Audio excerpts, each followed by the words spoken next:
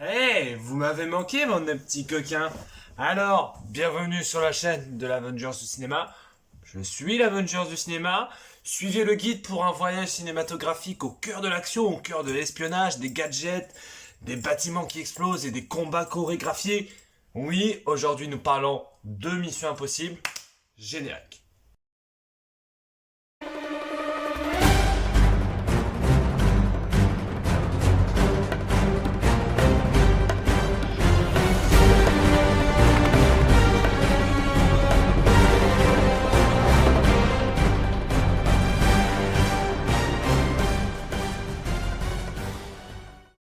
Alors, Mission Impossible, avant d'être une saga de films orchestrée par l'immense Tom Cruise, c'était bien entendu une série télévisée. Et dans les années 90, Tom Cruise, avec Paula Wagner, je crois qu'elle s'appelle, une productrice, décide de créer son studio de production, à savoir Cruise Wagner, afin de relancer Mission Impossible, mais non pas en série télé, mais au cinéma. Et il se joint donc au directeur Brian De Palma pour le premier film. Sauf que les trois premiers films, les trois premiers films Mission Impossible, c'est Tom Cruise et son ego. Je m'explique. C'est-à-dire que dans les trois premiers films, on a Tom Cruise qui dirige le réalisateur. Il choisit certes des très bons réalisateurs, mais il dirige le réalisateur. Ce n'est pas le film du réalisateur, c'est son film. C'est lui qui choisit les scénaristes. C'est lui qui choisit les scènes qu'il va faire. Tout ça, tout ça. En fait, Mission Impossible, c'est un peu le bébé de Tom Cruise. Comme pourrait l'être le Marvel Cinematic Universe avec Kevin Feige. Vous voyez un peu le parallèle que j'essaie de faire? Ok, c'est que vous suivez. En fait, ce qui est compliqué, c'est que Tom Cruise était donc à une période de sa carrière, quand il a commencé Mission Impossible, où il était quasiment il était au summum. Il avait fait Magnolia, il avait tourné avec Kubrick dans Eyes Wide Shut, que je vous conseille d'ailleurs. Il avait tourné avec Sidney Pollack, il avait tourné dans plein de films extrêmement intéressants, de par le jeu d'acteur, de par la mise en scène. Donc c'était vraiment un véritable dieu vivant à Hollywood, hein, et ça l'est d'ailleurs toujours. Et donc, il s'est un peu enfermé à partir des années 2000, 90-2000 dans des rôles d'action qui sont, certes, très intéressants. Je pense à Age of Tomorrow, je pense à Jack Reacher, je pense à La Guerre des Mondes que j'ai pas vu mais dont on m'a dit beaucoup de bien. Donc, Mission Impossible, c'était un rôle fait pour lui, c'est-à-dire qu'il choisit le scénariste, il choisit le réalisateur, il contrôle tout ce qui se passe sur le film. Et donc, on va revenir sur tous les Missions Impossibles. Euh, Même si je passerai plutôt rapidement sur les quatre premiers, à savoir que, en fait, un peu à la manière des films Marvel, pas tous, c'est bien. En fait, Mission Impossible, c'est une graduation. C'est-à-dire que chaque épisode est meilleur que le précédent. C'est-à-dire que Mission Impossible 1, qui raconte donc Tom Cruise qui est, entre guillemets, trahi, qui est en fuite, qui est un fugitif, parce que tout le monde croit que c'est lui la taupe chez Mission Impossible, alors qu'en fait c'est son patron qui s'est fait passer pour mort. Désolé spoiler. Et que donc du coup, je pense à cette scène où il doit récupérer la liste des agents avec leurs alias. Enfin, cette scène, vous savez, où il est suspendu. Incroyable, incroyable scène. Le film est très sympa, la mise en scène est cool, l'action est un peu moins fun et un peu moins forte que dans les autres qui suivront, mais c'est normal, on était en 98, il me semble. Donc, voilà, c'est pas très grave. Je pense notamment à cette scène avec son patron, je crois que c'est à Amsterdam, il me semble, mais je ne suis pas sûr. Enfin bref, en Europe, en fait, quand son équipe vient de se faire tuer lors d'une mission, et qu'en fait, donc il appelle Mission Impossible, et donc son chef lui donne rendez-vous dans un restaurant, il va dans le dit restaurant, son chef l'attend, et il remarque en fait, il comprend que cette opération était une fausse opération destinée comment dire, à faire sortir la taupe de Mission Impossible. Et donc du coup, tout le monde croit que c'est lui la taupe, donc il est obligé de s'échapper. Et il y a dans cette scène un rapport de force entre Tom Cruise et son chef, je sais plus comment il s'appelle, et que du coup je trouve le dialogue extrêmement intéressant, et c'est pour moi la meilleure scène du film. Après c'est l'ego et les couleurs, tu connais. Mission Impossible 2, réalisé par John Woo. Alors celui-là je l'aime beaucoup. En fait je les aime tous, les Missions Impossible, t'as capté, mais le 2 il est quand même... En fait, bref. Donc le 2, ça parle d'un virus.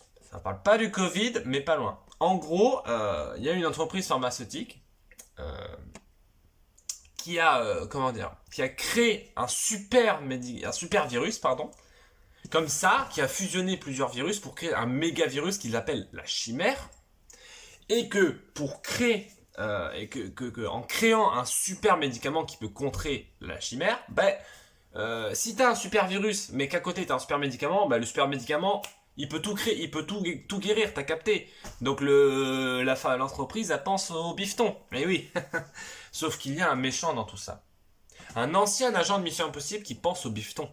Et qui veut la chimère et le bellérophon, savoir l'antidote, pour pouvoir faire une épidémie de chimères en Australie, et donc ainsi pouvoir faire grimper les actions de l'entreprise pharmaceutique, tout en prenant des actions au passage, bien sûr, et en tuant un maximum de personnes. Et ça, ce n'est pas bien. Je vais rapidement passer sur celui-ci. Je trouve que les scènes d'action et les combats sont extrêmement bien chorégraphiés, extrêmement bien montés. Je trouve la musique de Hans Zimmer très sympathique. Le jeu d'acteur est fort incroyable. Je pense notamment aux deux scènes d'Anthony Hopkins, qui est c'est Anthony Hopkins, il est toujours ouf, tu vois. Le gars, il est là, oui, vous avez telle ou telle mission, machin, faites ça. Tom Cruise, il fait, pas de problème. Et là, on passe à Mission Impossible 3, réalisé par J.J. Abrams, premier film après sa série Lost. Et là, c'est intéressant parce que il commence à y avoir une bascule. Une bascule où Tom Cruise, son ego se dit j'ai plus besoin d'être seul, j'ai plus besoin de... Parce que vous remarquez que dans les affiches des 3 premiers films de Mission Impossible, Tom Cruise est tout seul. Il n'y a même pas marqué les autres noms des acteurs. Enfin, si, en bas, en tout petit, mais il y a marqué Tom Cruise, Mission Impossible, avec sa grosse face en gros plan. Et donc, dans ce volet, cet épisode de Mission Impossible, et je vais y arriver, Tom Cruise est marié. Enfin, fiancé. Il est fiancé au début du film. Et il ne fait plus partie de Mission Impossible. Il en fait partie, certes, mais il forme des agents. Ok ? Il n'est plus agent de terrain, ce qu'il faisait avant. Et une de ses anciennes élèves qu'il a formée est capturée par Owen Davian, un dangereux vendeur d'armes. Et ça, ce n'est pas très bien. Et donc, un de ses collègues le rappelle, avec, bien entendu, le flegme d'un espion, à savoir, il se parle qu'en mot de passe. Ça, je trouve ça assez sympathique. Cette scène dans le supermarché où ils se parlent en code et où chacun comprend les intentions de l'autre. Donc ça, c'est assez drôle. Et donc, Tom Cruise, parce qu'au fond de lui, il y a un cœur qui bat sous ses muscles, décide de revenir en agent de terrain et d'aller sauver son élève, son ancien élève, qui finit par décéder puisqu'elle a un explosif dans la poitrine. Il décide donc de capturer Owen Davian, sauf qu'en fait, on apprend que Owen Davian, il a un allié chez Mission Impossible et tout ça. Je vais pas vous révéler le scénario de ce Mission Impossible puisqu'il est très sympa. Et les scènes d'action sont une fois de plus incroyables. Je pense à cette scène à Tokyo, il me semble, où il récupère la fameuse patte de lapin dont on ne saura jamais réellement ce que c'est. Un virus, une arme biologique, une arme chimique, une bombe, un virus informatique. On ne sait pas. On ne sait pas ce que c'est que la patte de lapin. Bref, ce n'est pas le sujet du film. Et donc après, on a Mission Impossible Protocole Fantôme. Et alors là, on passe à un autre level en termes d'action. Pour ne pas le citer, Tom Cruise qui escalade la tour Burj Khalifa, on a des images du making of. On a des images du making of. Le gars est attaché, mais on le voit, il est pas trop serein, quoi, tu vois. C'est quand même assez incroyable. Je pense à cette course-poursuite également. Je pense à la scène où ils sont dans le Kremlin. Voilà. C'est quand même des scènes qui te prend en trip, quoi. Puis la musique est bien entendu incroyable, mais c'est des scènes où il se passe quelque chose, quoi, tu vois. Et après, on a Mission Impossible Rogue Nation et Mission Impossible Fallout, que je mets un peu dans le même panier, puisque c'est le même réalisateur, à savoir Christopher McQuarrie. Et c'est à ce moment-là où Tom Cruise a fini par comprendre que les films seraient meilleurs s'ils avaient des personnages plus développés, s'il n'était pas le seul à être sur l'affiche, s'il y avait des méchants plus développés, parce que à part Owen Davian dans Mission Impossible 3, dans Mission Impossible 1, 2 et 4, les méchants n'étaient pas réellement développés. Même dans le 4, il est quasiment pas développé en fait. Vous voyez ce que je veux dire? C'est les méchants où genre c'est juste c'est des méchants et ils tuent des gens. Il n'y a pas de véritable raison, il n'y a pas un développement du méchant. Et on sait qu'un bon méchant dans un film, c'est primordial. Et donc, après c'est ce changement d'état d'esprit de la part de Tom Cruise à Mission Impossible 5, ben, les films deviennent exceptionnels. C'est-à-dire qu'ils n'ont quasiment aucun défaut. Mission Impossible 5 et 6, ils ont le même méchant, donc il y a une continuité qui déjà commence à se faire. Alors que chaque épisode avait un méchant différent et une histoire différente, sans lien entre les deux, si ce n'est le personnage de Luther Stickle qui est là depuis le premier Mission Impossible. Et le personnage de Tom Cruise, évidemment. Mais en fait, il y a un truc où, en fait, ça nous prend. En fait, on y croit parce que Tom Cruise utilise, je crois, très peu, enfin, très peu d'effets spéciaux. Il n'utilise que des effets mécaniques, des effets pratiques. Il y a très peu de fond vert, très peu de... Vous voyez, c'est des vraies explosions, c'est des vraies courses-poursuites, c'est des vrais cascadeurs, vous voyez ce que je veux dire? Fast and Furious fait aussi ça, sauf que Fast and Furious utilise des fonds verts un peu tout pétés, tu vois. Donc, je pense dans le 5, au moment où ils sont... où Tom Cruise a dû garder sa respiration, retenir sa respiration pendant plus de 7 minutes, ce qui est quand même énorme. Je pense à cette course-poursuite en moto au Maroc. Je pense à cette scène, la première scène où il est attaché à l'avion, qui est quand même incroyable. Donc Mission Impossible, c'est exceptionnel. Le méchant du 5 et 6, à savoir Solomon Lane, est juste dinguissime. L'acteur, il te renvoie, et moi il me fait peur. Ce personnage me terrorise, il faut le savoir. Il te renvoie un truc de... Il est froid, il est calculateur, en plus il porte des lunettes, et il a les cheveux coiffés en brosse, non, il est terrorisant. Il est terrorisant, voilà. Euh, et donc dans le 6, à la fin du 5, il est emprisonné, et donc dans le 6, qui se passe... La moitié du film, donc Mission Impossible Fallout, se passe à Paris, la ville, la capitale de la France. Pourquoi un accent allemand? Je ne sais pas. Et donc, le 6 c'est ouf. Le 6, Mission Impossible Fallout est le meilleur des Missions Impossibles en termes de scénario, en termes de rythme de l'action, de montage de l'action. Parce que c'est ça le problème quand on tourne des scènes d'action, c'est de laisser durer ses plans, de ne pas couper trop tôt, de ne pas couper trop tard. Et dans ce volet, c'est incroyable. La mise en scène est formidable. La musique est juste dinguissime. Le jeu d'acteur, il te donne des frissons.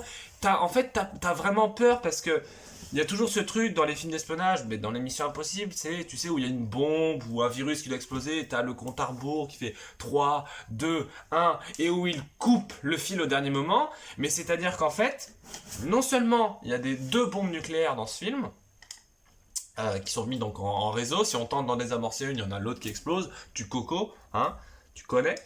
Et donc, mais en plus, il y a le personnage de Henry Cavill qui se fait passer pour un agent de la CIA, mais en fait, c'est un allié du terroriste Solomon Lane. Il se fait appeler John Lark, hein. Bref, une sorte de prophète qui veut la fin du monde, enfin tu connais quoi. Et en fait, il a sur lui, il se barre en hélicoptère, il a sur lui le détonateur, et il faut enlever la clé du détonateur pour pouvoir désamorcer les bombes. Donc pendant que ses alliés tentent de faire désamorcer, tu connais, Tom Cruise monte à l'hélico, il s'accroche à la corde de l'hélico. Il y a 2 hélicos, et vous avez tous vu cette scène où il monte à l'hélico, et au final il finit par se décrocher, au final il remonte, et il fait une sorte d'auto-tamponneuse avec des hélicos, ce qui est complètement taré, et s'ensuit un combat extrêmement bien chorégraphié, extrêmement précis, avec beaucoup de tension, où on a vraiment peur, et sincèrement, alors, je sais que c'est un peu con de dire ça, mais dans ce volet de Mission Impossible, je me suis dit, ils vont pas y arriver, les bombes vont exploser. C'est sûr et certain. Au final, c'est Tom Cruise.